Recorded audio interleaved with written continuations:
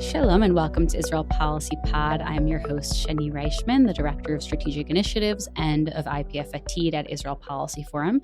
I'm joined here by Neri Zilber, your usual host, a journalist based in Tel Aviv and a policy advisor at Israel Policy Forum. Hi, Neri. Hi, Shanie. Yes, normally based in Tel Aviv, but now I'm wearing this long-sleeved shirt made of wool. I think it's called something called a sweater. And it's cold outside, and there are very tall buildings. So I'm actually in New York as well. I think our listeners should know that it's 59 degrees Fahrenheit in Manhattan right now. It is not cold.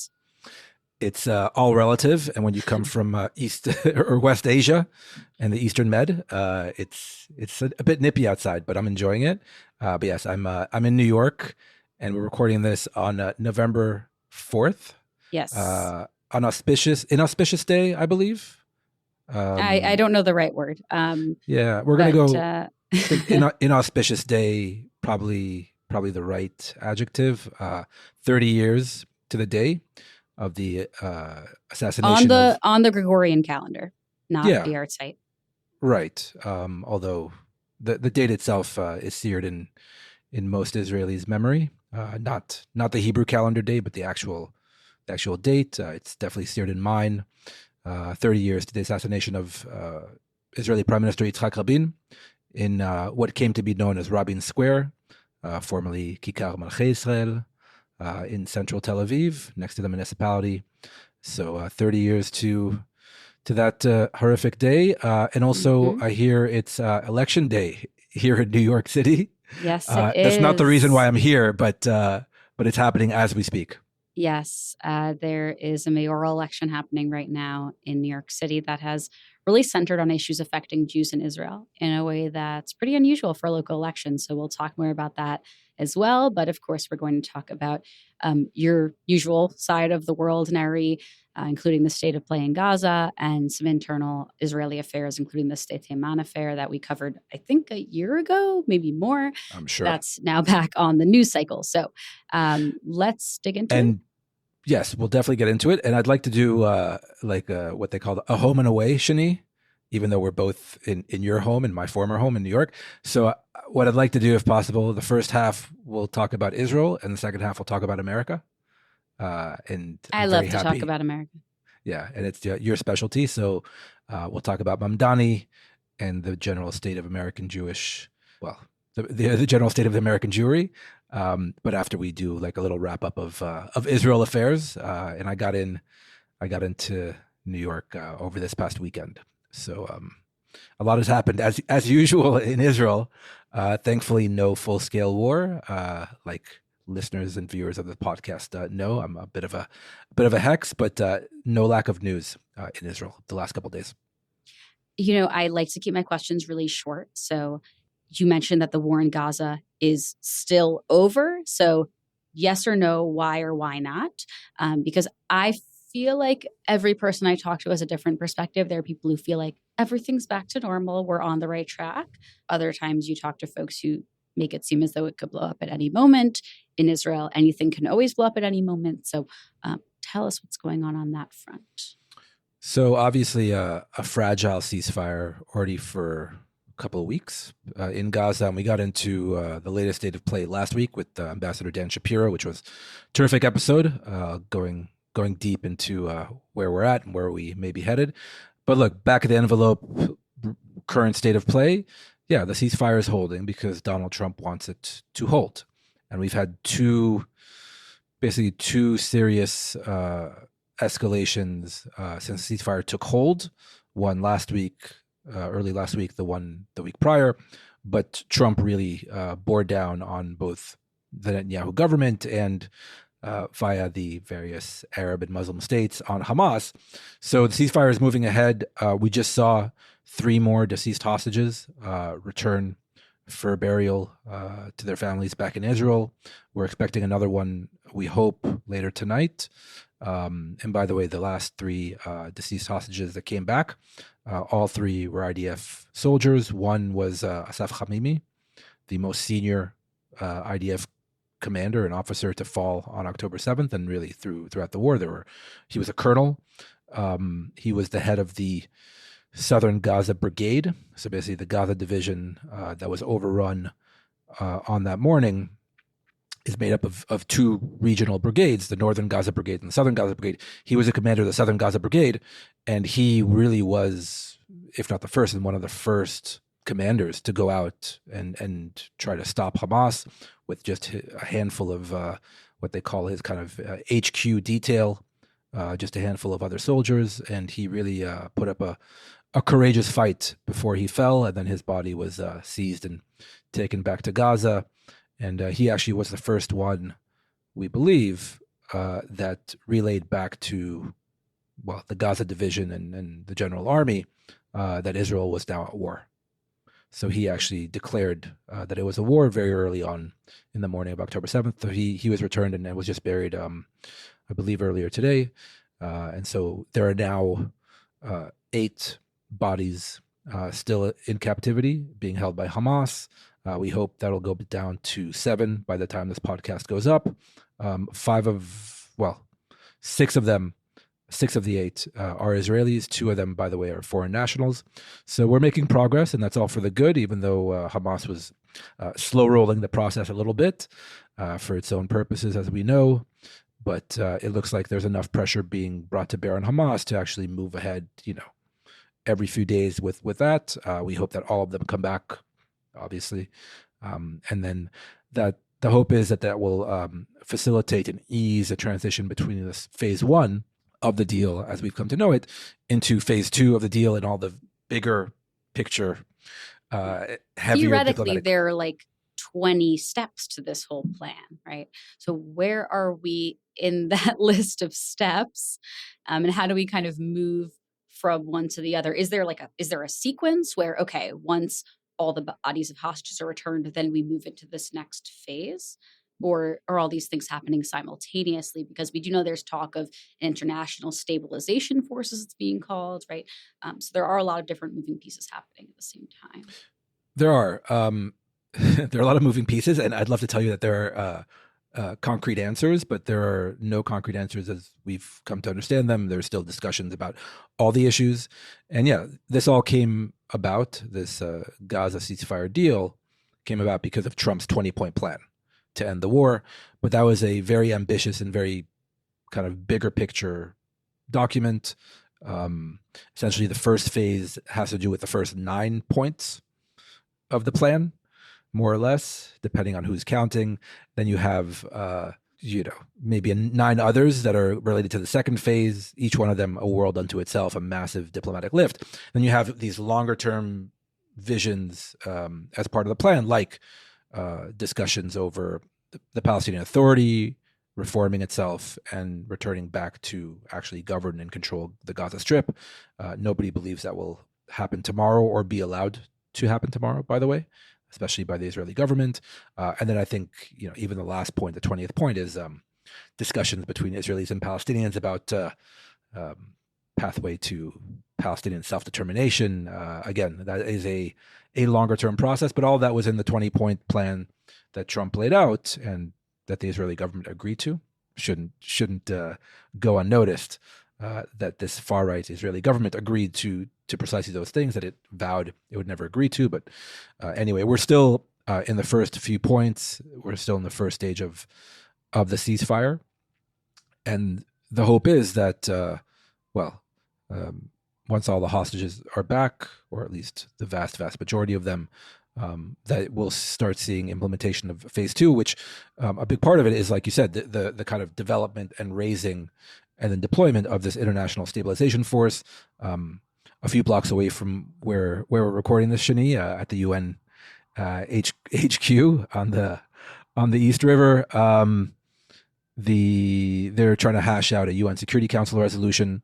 So again, there have been certain leaks about that. So can you get a UN Security Council resolution to back this force? What will its mandate be? Who will take part in it? That's also unclear. Earlier discussions about potentially European and Western militaries being part of it are most likely off the table. You have likely Arab and Muslim states, but which Arab and Muslim states? Some are very cautious. Some are maybe a bit more proactive for their own purposes, but how effective are they? How effective are their militaries? And again, that's all still in train. But then you also have the governing component of it, the makeup of the Palestinian Technocratic Committee that is set to run the day-to-day of the Gaza Strip. Still unclear. The Palestinians are still negotiating various candidates and names in Egypt that will be part of it, very contentious. And then above all of this, both the International Stabilization Force and the Palestinian Technocratic Committee, there's supposed to be what the Trump plan calls the Board of Peace. Donald Trump is going to be the chair. I don't know how day-to-day executive he's going to be, and the Board of Peace, I'm doubtful. This is obviously the body also that Tony Blair was mooted to be a part of and to potentially lead. So who's going to make up the Board of Peace? What is its mandate going to be? How is it going to work in practice on the ground with the various moving parts of both the various militaries, the various governing committees? Hamas obviously still a factor on the ground, the various clans. So again, a lot of work still needs to be done. But at the very least, ceasefire is holding, and we have to kind of wait and see patiently. This is going to be weeks and months, I imagine, and not days. But at the very least, Israel is getting back hostages, and for the most part, the ceasefire has held in Gaza itself, which both all for the good. And what are the sentiments on the ground in Israel? How are people feeling? I will say, I unfortunately was not in Israel the actual day that the living hostages all returned. It seemed very celebratory from afar. It was certainly a celebratory atmosphere here in the American Jewish community. I arrived to Israel a few days later, and Saturday night I went to Hostage Square. And I was a little bit surprised, I'll admit, because it still felt like a real space for mourning and desperation, because of course it was filled with families who are still waiting for the bodies of their family members to return so that they can have a funeral and sit shiva and have a proper mourning period. And it sort of felt similar to how it would have felt before all of the living hostages came back, it seems. So I don't know if it was cognitive dissonance I'm describing, but I felt a little bit strange. And I'm wondering if that is how people are feeling in Israel, or is that really limited to the Hostage Square and everywhere else people are feeling as though everything's not going back to normal, but we're in a post-war society? So I don't know if Israel is necessarily in a post-war society, and even if it is, I think it'll take a long time for everyone to kind of believe that we're in a post-war society, given just the past 2 years. So I think it's still, you don't quite believe that it's true. You're still waiting for the alert on your phone for a incoming Houthi ballistic missile, but they've also stopped. And all kidding aside, there are still IDF soldiers deployed in the Gaza Strip, and the IDF has taken several casualties in southern Gaza, as we've talked about in this podcast. So there's still combat going on, or if not a war situation, then at least a not normal or abnormal military situation still ongoing. I don't want to say kind of a special military operation that has a different connotations in different parts of the world, but yes, it's for the most part, overall, Israel is slowly coming back to a pre and post war reality, and that has its own complications, as I'm sure we're going to get into in just a minute, talking about the various news of the past few days. But in terms of your actual question, Shanie, I think, again, I don't want to speak to the hostage families and the hostage forum. I'm just an observer and a journalist, and having covered it for very closely on a day-to-day basis, literally every day for the past 2 years, I'll venture to say that it's more geared towards Hostage Square than society at large. The Hostage Square, and really the hostage families themselves, including now many returned hostages, and the Hostage Forum, which is the main body representing all of them and has done a fantastic job for 2 years under very difficult circumstances.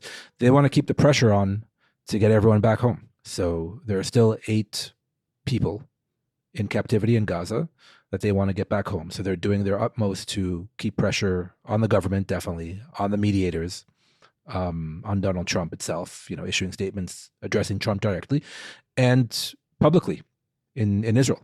So they want to keep up the pressure till everyone comes home, as they say, until the last one. Yeah. So it's I completely understand the sentiment, and thankfully it is moving forward, slower than we had hoped, but it's still moving forward. And we're now at 8. Hopefully it'll be 7 by the time the podcast goes up, and we're getting there. And you and I were chatting offline before we started recording, Shanie. I mean, to my mind, it's a major miracle that we've gotten to this point.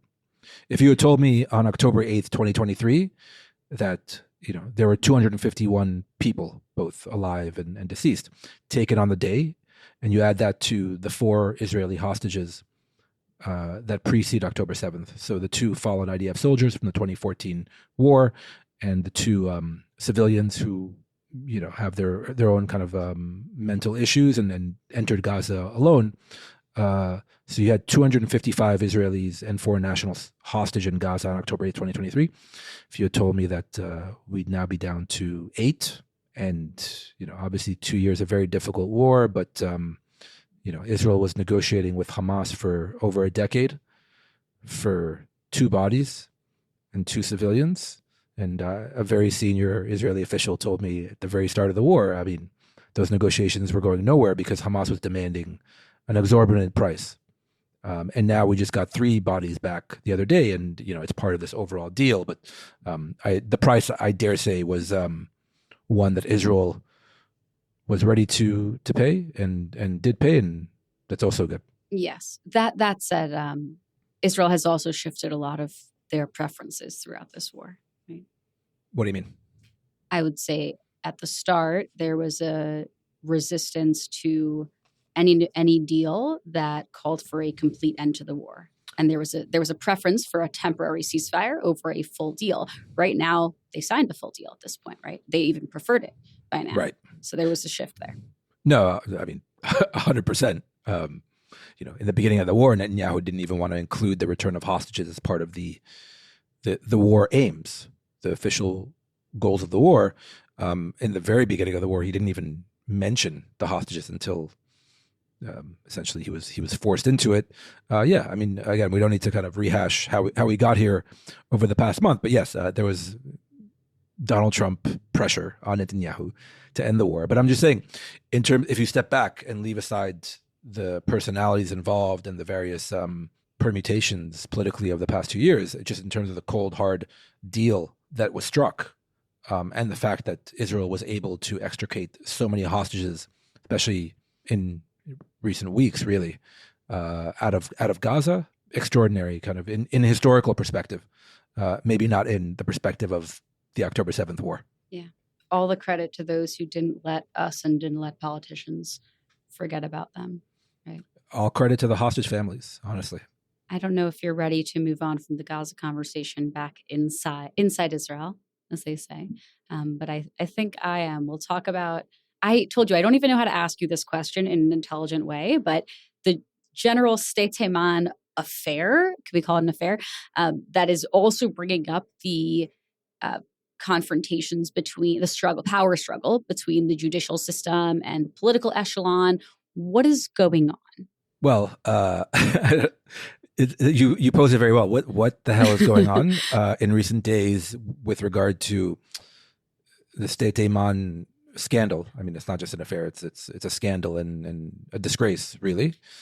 Without prejudging it, and I'll get into what it was exactly, and then really the news of recent days, which was the head lawyer for the IDF, the Military Advocate General, the MAG, Ifat Tomer Yerushalmi. So basically think of like, the JAG Corps in the U.S. military, Judge Advocate General, so like A Few Good Men, various TV shows and movies. So basically the head lawyer for the IDF is called the MAG, the Military Advocate General. Ifat Tomer Yerushalmi, only the second female major general in IDF history. So really a senior officer, a seasoned lawyer, was part of this unit for many, many years. And she got herself into a lot of trouble due to this affair. Now, if we take a step back, just for our listeners and viewers, what is the Sde Teiman affair? Basically, back in the early summer of 2024, a scandal broke out, allegations of serious abuse of a Palestinian detainee taken from Gaza during the war and detained at Sde Teiman. Sde Teiman is it was an anonymous and very small military base outside Beersheba in Israel's southern Negev that nobody had ever really heard about until really October 7th, when it was turned into the main detention facility for potential combatants. So it's essentially set up as like this temporary prison to hold Gazans taken, during October 7th, but really over the course of the Gaza war.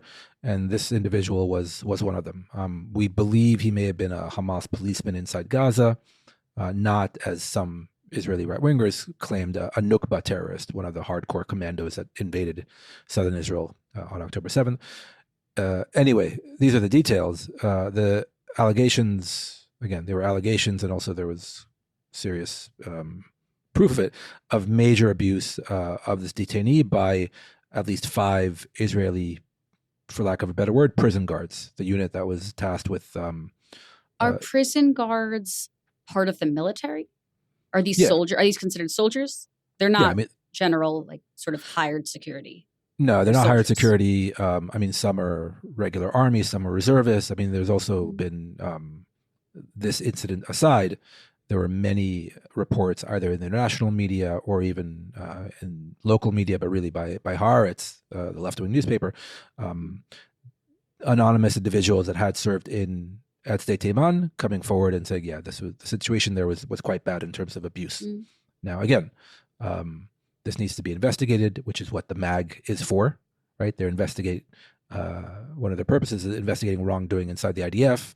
The IDF is committed to acting and operating according to both Israeli law and international law, and things have to be legal. That is the difference between a Western army and a militia, right? You can't just do whatever you want to whoever you want. So again, going back to Sde Teiman and this specific incident, there are serious allegations. This is a family podcast, so I'm not going to get into the most graphic of the abuse allegations. You can all Google it, fine. So the MAG started investigating, and effectively it raided Sde Teiman and arrested some of these, for lack of a better word, again, prison guards. This set off a firestorm, especially amongst the Israeli right. So supporters of the Netanyahu government, Channel 14, the kind of right-wing mouthpiece for Netanyahu. You had a situation where even Netanyahu coalition members and ministers, so Knesset members and ministers, broke into Sde Teiman in protest. Right? In defense of the prison guards. I would say in part, I just want to add the context that this is in the aftermath of October 7th. And of course, the prisoners themselves are some of the worst perpetrators of the October 7th massacres. So that definitely adds a lot of sensitivity here. Not in defense of the prison guards. I just wanted to add No, look, all of it is in the context of October 7th. There wouldn't be a Sde Teiman in any of this if it wasn't October 7th. You can use that caveat for everything that has gone on inside the Gaza Strip for the past 2 years. Yes, we all hold Hamas more responsible than any other actor or decision maker in all of this, and yet, right? Israel is a country of laws. The IDF is an army of laws and a chain of command, and you can't just do whatever you want, no matter if it's the worst person in the world that you're dealing with, either on the battlefield or in detention. So anyway, to get back to the kind of the timeline of events, you had the essentially Netanyahu coalition members invade Sde Teiman in support of the arrested IDF soldiers. You then had an invasion of another IDF base in central Israel, which is where the kind of IDF prosecution's offices and detention facilities are. So they invaded yet another IDF base in Bet Lid, right? And again, the Israel police did very little to stop them. That's a separate issue. But again, there were no consequences for Israeli ministers invading an IDF base, right? And again, it shows you where it's pretty controversial. It's controversial, and again, this was it's a massive scandal a year ago, over a year ago. Who remembers? Mm-hmm. So, in this public and political climate, Yifat Tomer Yerushalmi, the MAG, the head lawyer in the IDF, took it upon herself to leak video of the guards, again, allegedly abusing the Palestinian detainee. Is it alleged? Is it alleged if it's on video? Look, again, videos are videos, but this is why we have due process, and courts, and all of that stuff that all of my lawyer friends, like to talk about. This is important. It's not a minor issue, right? But she took it upon herself, her and a number of people in her team, but at the very top levels of the military advocate general unit in the IDF, to leak this video to Channel 12 News in August of 2024 to essentially relieve pressure on her and her unit, given the political and public climate.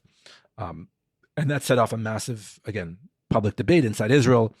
The lines of the debate, pretty predictable, right? The right wing is saying, doesn't matter what these prison guards did, they're heroes.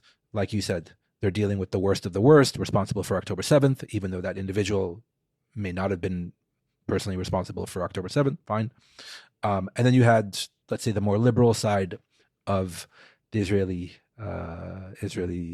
spectrum saying, we're a country of laws. We're not militias. We are in the Middle East, but we don't want to be like the Middle East. And if these soldiers, a villa in the jungle, which is also, the jungle is overrunning the villa. Even if you believe that overused cliche, this is one of those incidents where, the jungle is very, very clearly overrunning your villa, on the shores of the Mediterranean. So basically, she leaked this video to relieve pressure from her, to essentially explain and to trigger this debate that did happen. But more recently, this is where she gets into trouble. I'll spare you the details, but it came out inside the system that her unit, and then it turned out she personally leaked the video. And that in prior investigations into the leak, she had lied to both the Attorney General and definitely to the Supreme Court. That's perjury, right? Because people investigated, where the leak came from. The leak itself, since you're the highest legal authority in the army, that's, obstruction of justice, right? You're messing up with the due process that you yourself and your unit, your people, have to provide to the alleged alleged abusers. And that quickly snowballed, right? When it came to the fore and became public last week, very quickly, the Netanyahu government and Defense Minister Israel Katz, were calling for her head. So she would very clearly had to kind of take leave. And then last Friday, she actually admitted that she herself leaked it, because I think the evidence against her was overwhelming. WhatsApp messages and people that were involved in it, had essentially said as much. She resigned on Friday. So she is now the former head lawyer of the IDF. She is the former MAG. And I mean, the tale takes another turn on Sunday, which you may have seen, but it definitely made news internationally. Yifat Tomer Yerushalmi went missing on Sunday for several hours. And she allegedly left a note to her family, and her car was found kind of deserted near the beach, kind of north of Tel Aviv. And for a number of hours, there was serious concern for her life. Right? Where did she go? Because again, you a week prior, you were a major general in the IDF, and in just a matter of days, you not only had to resign, you're now being investigated for crime, right? Perjury, obstruction of justice, all of that. The defense minister is threatening to take away your rank, which has kind of knock-on effects in terms of pension and your future situation. And you may go to prison, right? So you're looking at kind of a trial. So again, you were the top lawyer in the IDF, and now again, so there was a major concern. Thankfully, they found her a few hours later on the beach in Herzliya. She was fine, and they took her in for questioning, for checkups, and then they arrested her because the Israel police can't find her phone. So her phone is part of the evidence, and she, again, according to reports, she didn't quite provide a reasonable explanation as to what happened to her phone. She may have thrown it into the sea. Seems plausible. Yeah. I mean, a bit of sarcasm in your voice, but again, sorry, I did not mean to be sarcastic. I think that it's pretty sketchy to not be able to find your phone as part of a criminal investigation. I'll stop speculating now, but no, again, it was not all of this, sarcastic. I'm trying to just detail like what we know for sure and what's speculation. So again, she is now currently still under arrest. She's being investigated. They're looking for her phone. Literally, they have divers looking for her phone because they think she threw away the phone when she went missing for those several hours. Now, again, was she really in serious distress? Was it a ploy to find like you said, a plausible explanation for why you would lose your phone? I don't know. The whole thing is terrible. It's a terrible story. By all accounts, she was a highly regarded officer and lawyer who made a terrible mistake. And like in most of these cases, cover-up was worse than the crime. So you leaked the video, and then you tried to cover it up and lied to, amongst others, the Supreme Court. And now it all came out all of a sudden. So this is essentially, you call it the Sde Teiman affair, but for most Israelis, it's the MAG affair, the Military Advocate General affair, because, and this is really the crux of the matter, for the right wing led by the Netanyahu government and the defense minister, and definitely the prime minister, this is proof that you can't trust the lawyers, that, as Israel Katz, the defense minister, said, they were cooking up blood libels against our soldiers. Why were you even investigating our soldiers? Let alone leaking the tape and causing Israel massive international damage. They're missing the major point that we all can clearly see, is that, there wouldn't have been an investigation or a tape if there hadn't been major allegations of abuse in Sde Teiman. Number one. Number two, the MAG's, one of its roles is to actually investigate wrongdoing by the army. So you can't just say all wrongdoing is not wrongdoing because it happens to be an Israeli soldier doing it, right? Which is essentially the line that the government is taking, including today when a new military advocate general was appointed, actually, by all accounts, a very reasonable appointment. But Israel Katz said, we want our MAG to not cook up essentially blood libels against our soldiers. It's like, well, I mean, there may be wrongdoing. I dare say there likely is wrongdoing by certain, soldiers and officers and units. It has to be investigated, right? That's clearly right. But in terms of the hierarchy of the current debate, it's fallen way down below the real debate, or the overwhelming debate right now, which is,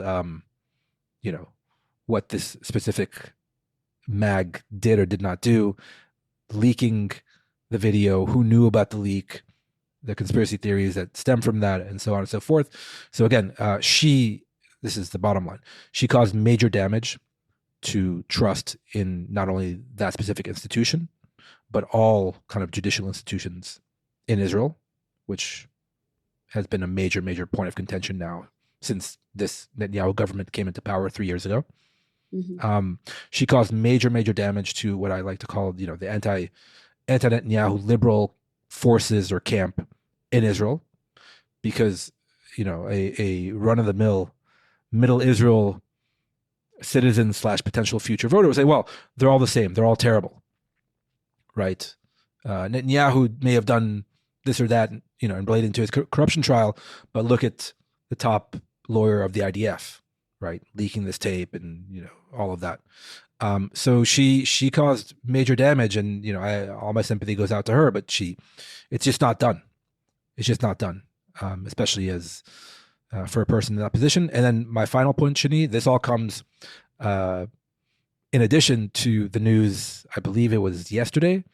Another kind of legal political scandal. The police raided the Histadrut, the big trade union federation, the headquarters in central Tel Aviv, massive kind of scandal involving corruption, favor trading, all of that. Again, the details are less important than the bottom line, which is the head of the Histadrut was also part of the, let's call it again, the anti-Netanyahu liberal camp. He was a major, I want to say gatekeeper, but he was a major counterbalancing force against the government if, say, the government was even considering not adhering to a Supreme Court decision, right? So the head of the Histadrut said, if you do that, we're going to shut down the country. We're going to go on strike, right? When Netanyahu tried to fire former Defense Minister Yoav Gallant way back in March of 2023, it was the Histadrut that actually brought the country to a halt the next day and forced Netanyahu to backtrack. So again, you should have done better. Again, I mean, if you know the Histadrut, you know that this is probably not new for them in terms of shady dealings and corruption. But you yourself, as a figure, trying to uphold certain norms and defending certain institutions in the country, you can't do that. And now the head of the Histadrut is in jail. He's being investigated. Many others are as well. So again, a very bad few days for the liberal, quote unquote, or democratic camp, probably better name for it, the democratic camp in Israel. And that all ties back to, part of it to Sde Teiman. So yeah, I'll stop there. Yeah. By the way, Shanie, I know you had many questions going in. Did that answer your question? Honestly, yes. I think that was really comprehensive. I did come in here thinking it was the Sde Teiman affair, and you convinced me it was the MAG affair, which was, I think, your goal. So I definitely am on board. And to be honest, I did not have all the information you provided. So that was great. Yeah. Again, it's kind of inside baseball, but it has but it was also it felt like some fun gossip too. Not gossip, obviously, because it's journalism. But when journalism feels like gossip, that's my favorite thing. So. Yeah, and you're following the news. Again, I was here, but I was following the news on Sunday. It's like, wait, she went missing? Where is she? Like, honestly, it could have been. She was hiding in the beach. Like, no, it could have been. Obviously, it could have ended very, very tragically. Thankfully, it didn't. But you're saying this is like House of Cards, like a Netflix show. I was worried you were going into murder mystery territory, but luckily we didn't. No, but did she stage the disappearance to get rid of the phone? I mean, let's call it like it is, right? So they're looking for the phone. Anyway, that's what's happening in Israel. This is all part of the post-war, back to reality, even though it's very far from reality.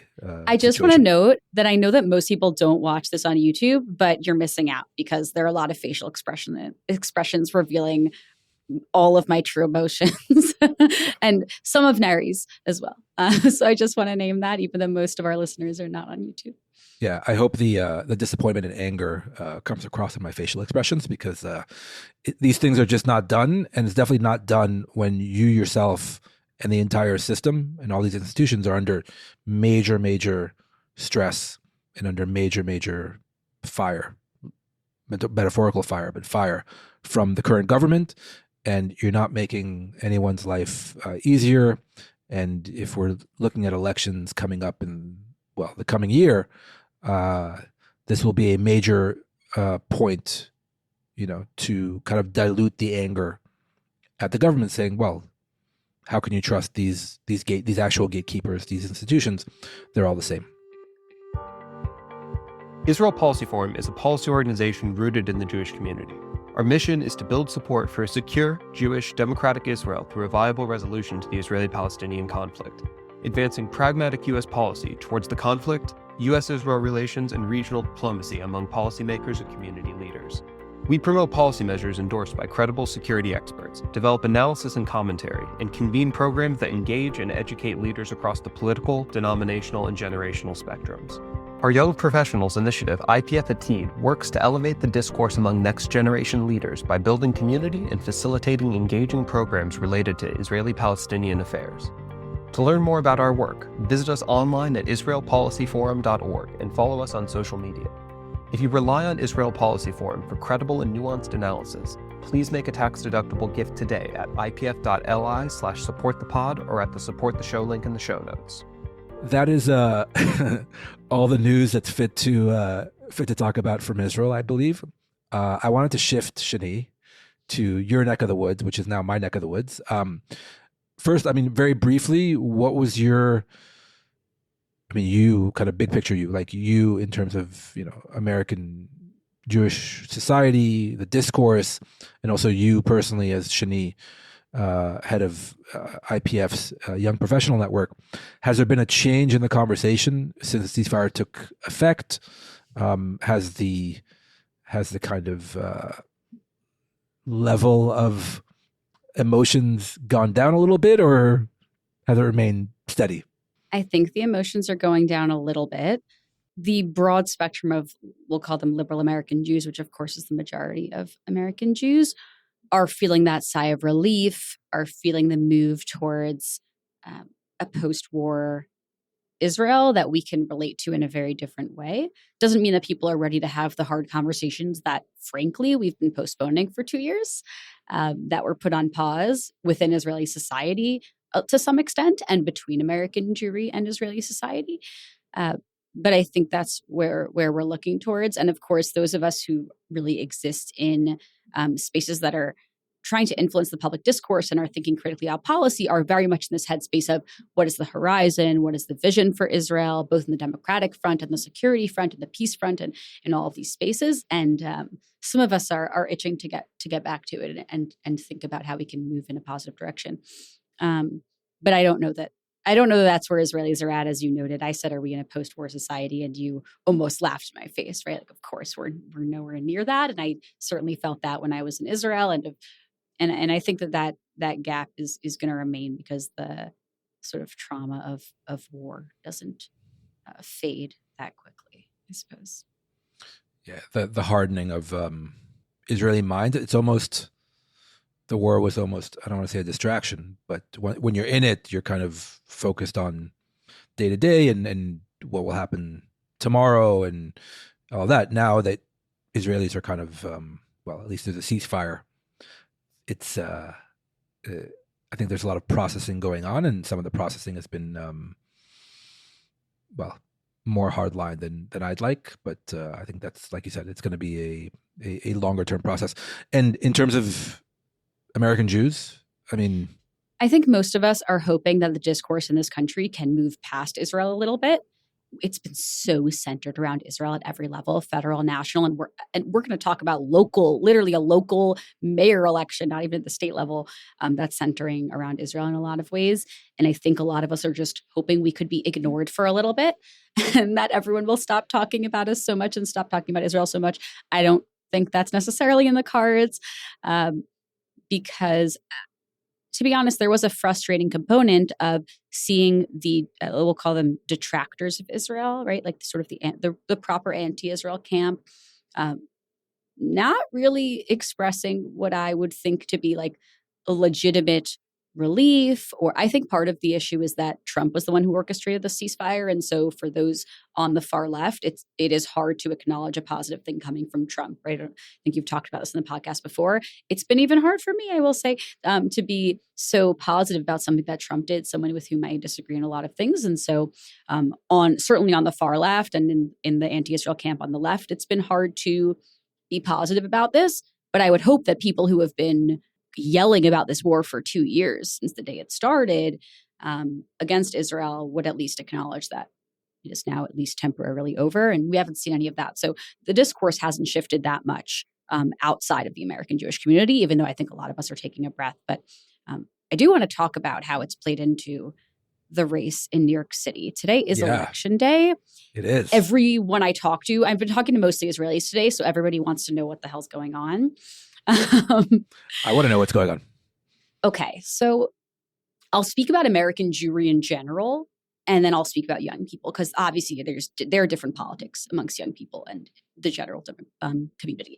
Insofar as there is a unified American Jewish community in New York, they're not voting for Mamdani, and they do not like him. Over 1,000 rabbis signed a letter opposing him last week. Including some really prominent ones. Rabbi Elliot Cosgrove of Park Avenue Synagogue, again, one of the largest, most prominent congregations here, gave a whole sermon about it. There is this new development in which it is now legal and maybe even encouraged now for religious leaders, which includes rabbis, to take stances on candidates. They can endorse candidates now, which is really unique. I don't know if that's a good thing or a bad thing broadly. This was illegal before? Yeah, because the same way that nonprofits, right? Like Israel Policy Forum cannot endorse a candidate as a nonprofit organization. You're a 501c3. So a synagogue and a church wasn't able to either before. That has recently shifted. And so that's why you are now seeing, I was actually shocked. I didn't realize that the law had changed. And all of a sudden I see rabbis publicly endorsing Cuomo or publicly speaking out against Mamdani, who's going to be will very likely be the mayor of the city that they're running a pulpit in. And then I realized this is a recent law that changed. Interesting. So that's added a really interesting dynamic. Before, people were a lot more subtle in their criticisms of elected officials, and now far less so.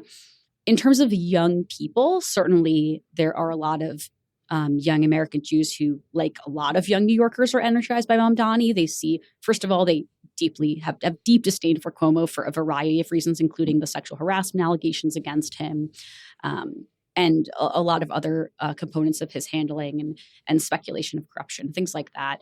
To be honest, a lot of these are criticisms that young people have of the old guard in general, the old political guard, which Cuomo does represent in a lot of ways. And they're excited by someone young in Mamdani who also has a lot of what they perceive as new and fresh ideas, free buses and childcare and all the like, sort of democratic socialist policies that you see. So I think a lot of people want to be energized by him. Obviously, there's a lot of conflicting feelings for the pro-Israel Jewish community. I still see young people kind of on the fence. To be honest, a lot of my friends are on the fence about this because they don't really want to vote for an anti-Israel candidate, which he objectively is. And so it's a struggle. But to be honest, the polling that I've seen, the last polling had only 16% of Jews voting for Mamdani. So if there was ever a referendum, like only getting 16% of Jews in New York means the Jews don't like you, right? Which that's an important point. That's an important point, right? So as much as I might see the young progressive lefties who are even canvassing for Mamdani, that is not representative. 16% is like nobody, right? I don't know if that's going to be true. We'll see in the exit polls. We don't know for sure yet. But again, that's extremely low, with Cuomo getting, I think, 60% in the last poll. Again, this is not who actually voted. This is just like preliminary early voting, exit polls, things like that. I will say, I think the conversation shifted a lot with people who were on the fence moving a little bit in the last week. There was a resurfaced video of him in 2023 saying that, this is a direct quote, "When the boot of the NYPD, the police department, is on your neck, it's laced by the IDF," right? So directly tying this line, which I would say is very clearly an anti-Semitic conspiracy theory, that the problems of our current society in America, the most violent of our problems, is tied back to Israel, is tied back to the Jewish state. And I'll go so far as to say the Jewish people, right? And that seems to have been a red line for some who are keeping more of an open mind. Angela Buchtal, who I will comfortably call like the most famous American rabbi, basically at Central Synagogue, potentially our largest congregation here in New York, who did not sign that letter originally, spoke in a sermon about this. I won't say that she specifically endorsed or didn't endorse, but she called it what it is, which is, anti-Semitism, last Shabbat, I believe. So that changed a few things. And there was a phone bank from Mamdani with Jeremy Corbyn. And I think that those two combined. The former head of the Labour Party in the UK, who was drummed out of the party over real allegations of, not only anti-Israel sentiment, but anti-Semitism. Yes. So I think those two things combined, which are happening in the last week, probably shifted things a little bit. I think that a lot of the people who were on the fence, and I say this genuinely, I think a lot of young progressive Jews are struggling with this decision. And I speculate that shifted a couple folks. But again, if it's true and there's only 16% of Jews voting for Mamdani, then that's as much as a referendum against him as anything will be. So that's what we're seeing right now. And of course, like all the Upper East Side Jewish moms where I live are campaigning actively for Cuomo, just to give some more context here. Anyone I talk to who's over 30, it's not even a question, to be honest. Right. And it's worth mentioning you are a denizen and a citizen of the Upper East Side. I am a citizen of the Upper East Side, yes, where it's pretty obvious who people in my neighborhood are voting for. Yeah, I guess the vibe would be a bit different, say, in deep Brooklyn. Yes. Yeah. Brooklyn's a little different. And Shanie, so, okay, I mean, it's obviously election day, and, I saw one poll last night because I'm on the front lines of this of the story now, unbeknownst to me. But I saw a poll last night that the gap was actually narrowing between Mamdani and Cuomo. I mean, again, this podcast will likely go up tomorrow, so we'll be a lot smarter. Or our listeners will be a lot smarter. But in the event that Mamdani wins, what will be the reaction from the Jewish community here in New York and maybe farther afield? Okay. So first of all, I want to say, I know it's always risky the day of an election to predict how the election is going to go. Very few people are predicting that Mamdani will lose. Right. He is with almost certainty going to be our next mayor. I know I don't want to say hope that I'm wrong. I could easily be wrong, but it will be surprising. I've been looking at a lot of polls all day, but again, anything can happen. Anything can happen. If Mamdani wins, I think there are a lot of institutions that are actually prepared to work with him. Even pretty mainstream ones are working very hard. Of course, there are those who are. It's hard when you spent several weeks or months campaigning against him to then go and extend a hand. But there are still very large congregations and large New York Jewish institutions, very mainstream ones, that held mayoral debates that included him, and that I think are thinking really critically about how to engage him thoughtfully if he becomes the mayor. I have a lot of faith in the Federation here, in the JCRC here, and a lot of the institutions that they take their job seriously of representing the Jews of New York. And I have a lot of trust that they will build a relationship with him. I don't know his receptiveness to this sort of thing. It's hard to tell during a campaign, especially when his whole base is young progressives who aren't really into Israel. And it's hard to know what he'll actually do if he wins. But I do think the Jewish community is preparing for that really actively. We have a really good infrastructure here for that. So I have a lot of faith that we'll make it work, whatever it happens.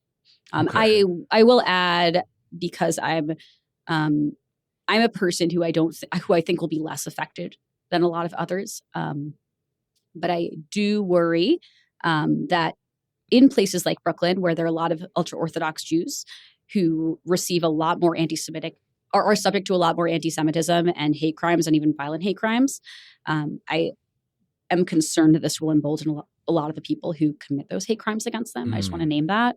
Yeah. Although a Satmar leader, who obviously represents a really small portion of the community, but a Satmar Hasidic leader actually endorsed Mamdani yesterday, I think.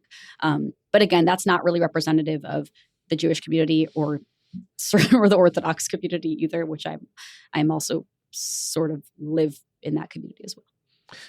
And bigger picture, the fact that this kind of candidate running on a Democratic ticket, right? New York City is fairly liberal, but there are major pockets of New York City who voted for Donald Trump last time, right? He did better this past election, in New York City than he did previously.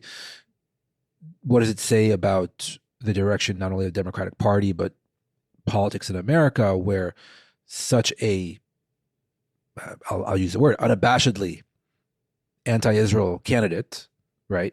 Who actually didn't back down at all during the campaign. I mean, it didn't seem like he really backed down from those positions when he was asked flat out. Maybe he didn't address them directly, but he didn't back down from it, didn't apologize. What does it say about potentially future races, future directions in American politics? Or should we not read into what happens today in New York City vis-a-vis the wider country? I don't think people are voting for Mamdani because he doesn't support Israel. I think that they're voting for him for a lot of reasons, and a lot of them have to do with Andrew Cuomo. I want to say that. A lot of them have to do with Andrew Cuomo and not about Mamdani himself and support for him. And a really young, energetic, well-spoken candidate. I don't know if you watched the debates, but for most of them, in the primaries, he easily won those debates really well. Even for someone like me who doesn't really support a lot of his positions, he really won those debates handed. So I think it's more. I don't think people are like sitting around voting for Mamdani because he is perceived as being like pro-Palestine or anti-Israel. Not that I want to frame those as against each other, because I don't necessarily. No, we don't believe that. There's a certain kind of that here. No, there's a certain kind of anti-Israel, and there's also a certain kind of pro-Palestinian, and yeah, absolutely. Yeah. So I don't want to see it that way on a larger level. I think that many perceive a Mamdani win as being very good for Donald Trump, because then he can position this as being the standard Democrat is socialist and is anti-Israel, et cetera, et cetera. And that's really good on a national level for Republicans. So I will say that's a lot of what I'm hearing about the impact, less about actually marginalizing moderate Democrats, more about the perception of them being marginal and presenting this as being the dominant Democratic opinion or views, which I don't think it is. I think that people vote for very different issues on a local election, and they would vote very differently on a national scale. So I think this is a very important point, maybe obvious, maybe to Americans, but all our listeners, especially in Israel, but also around the world, you can say whatever you want about Mamdani as both a candidate and a politician, but there is a certain specific context to this specific race in the specific city. Israel was obviously a big part of it, but not maybe, I'll venture to say, not the overwhelming part of it. So maybe extrapolating too much from his potential victory would also be erroneous. Yeah, I will just add, in an ideal local election, Israel does not come up at all. It is not asked about. It is not mentioned. Wow. Jews and anti-Semitism should be mentioned because it is the most Jewish city in this country, than any city in this country. But to be asking directly about this shouldn't happen. It happened because a lot of his campaign or happened to have to do with some of these issues. He's been bringing this up in his activist career for a decade. And of course, Andrew Cuomo wanted to position it that way too, right? Everybody wanted to position it this way for different reasons. In an ideal scenario, this would have nothing to do with Israel.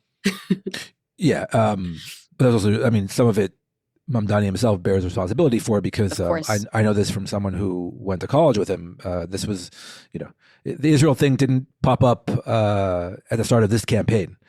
It's been with Mamdani since college. It's not really my story to tell, but he was very anti-Israel, very BDS-y during his college days, and I think that continued maybe even until the present. So he, that's part of his record as well, publicly. Yeah. Okay. I think we've devoted enough time to this conversation because honestly, I'm exhausted thinking about the mayoral election here. But I do want to end by acknowledging what day it is. Okay. I spend a lot of time thinking about Rabin's legacy. For those who don't know Israel Policy Forum's founding, while our organization has evolved a lot over the past few decades, we were founded to advance Rabin's vision. And he really was a visionary, and he had a lot of courage and a lot of resilience. And he was really trying to make a better Israel. And he made a lot of really hard decisions. And I want to honor that today. And I want to encourage all of us to think about what it means to be a brave leader, because I think that having strong visionary leadership is what's missing for Israelis and Palestinians and maybe Americans and everybody else right now. So I do want to recognize that today. I don't see it as central to the discourse. I'm curious if Israelis are talking and thinking about Rabin's legacy today. I think there are a lot of really amazing folks working in the American Jewish community to bring that up more and more. I just showed you today a class of 95. My friend Barak Sella translated a literary anthology of the assassination of Prime Minister Yitzhak Rabin with a bunch of poems, which is great. And he's one of the people who's really trying to raise awareness so that people don't forget the legacy of Rabin. But it is a struggle here to bring this up every year. And I'm wondering what the perception is in Israel, if we can cover that quickly. Yeah, look, there was a major rally on Saturday night right at now Rabin Square. Although it's under renovation, so it was on the side of Rabin Square, near where the actual site that he was shot 3 times by Yigal Amir, and it's very much in the discourse now. Again, amongst certain kinds of Israelis, we have to be kind of careful with how we with how we portray things. Obviously, we have our own communities and our own biases, but no, I think the fact that it was a major milestone anniversary, 30 years, I think did play a big part in it. The fact that we just come out of 2 years of terrible war and almost 3 years of this terrible government, and likely heading into an election year, or definitely heading into an election year. I think all of that brought up fond memories of Rabin himself as a leader, as a man. Leaving aside the actual policies, just the integrity of the man, the example, the personal example that he set for the country. And you look around now at the political establishment. I mean, we talked about it earlier, but just the political establishment from the prime minister on down, and it's a joke. Again, 30 years is a long time, so we can't kind of romanticize the past. Because Israeli politics was still Israeli politics 30 years ago, trust me. Mm-hmm. But Rabin himself was a unique historical figure. Again, a real man, so flawed in some ways, but really a figure of world historical importance. And when he was assassinated, I personally believe it was a major turning point for the country, a massive turning point for the country. I know it was a massive turning point for me. I was 14 years old, and as Neri Zilber, there was a before and after, right? Before November 4th, 1995, Neri Zilber did not really care about politics, didn't follow it that closely. The very next day, it was front and center in my mind, and has been pretty much every day for the past 30 years, on some level, in one way or another. So it was a major turning point in my life, a major turning point for the country. I'd argue for the worse. And we're kind of dealing with the ramifications of that assassination still, not least because the person who became prime minister after Rabin in the election of spring of 1996 was Benjamin Netanyahu. And now, almost three decades later, he is still prime minister, not consecutively, but he's still leading the country. So, by definition, it is still with us. It is still with us. And, I think the lessons of Rabin's assassination, yes. And by the way, there was a very good speech by opposition leader Yair Lapid about that, it wasn't only a man that was killed on that terrible night, Saturday night in Tel Aviv, but also an idea that Yigal Amir was trying to kill, and did a pretty good job of if not killing it outright, then severely injuring it. And it's up to the current generation of Israelis to repair and mend the idea that was injured 30 years ago and put Israel back on the right course. It's up to the Israeli public. Just like the voters of New York City will decide the fate of this great city for the next 4 years at least. Whenever Israel goes to the polls in the coming 12 months, they will have to actually take matters into their own hands. Mm-hmm. So here's hoping we have a future that rejects the sort of incitement and division and hatred that directly led to the assassination of Yitzhak Rabin, and instead look towards a more hopeful vision for Israel and the Jewish people. Absolutely. And, there was just a final point. Obviously there was the push for peace and the need for peace that Rabin was promoting, and it cost him his life. There was the push for democracy, right? A more liberal Israel. The literal slogan of that rally that Saturday night was "Yes to peace, no to violence," right? And violence, not only physical but also just verbal, political violence. That was a literal slogan. And if you go back and you watch Rabin's interviews in the months leading up to his assassination, to his death, the one word that he used more than anything other than maybe peace was hypocrisy.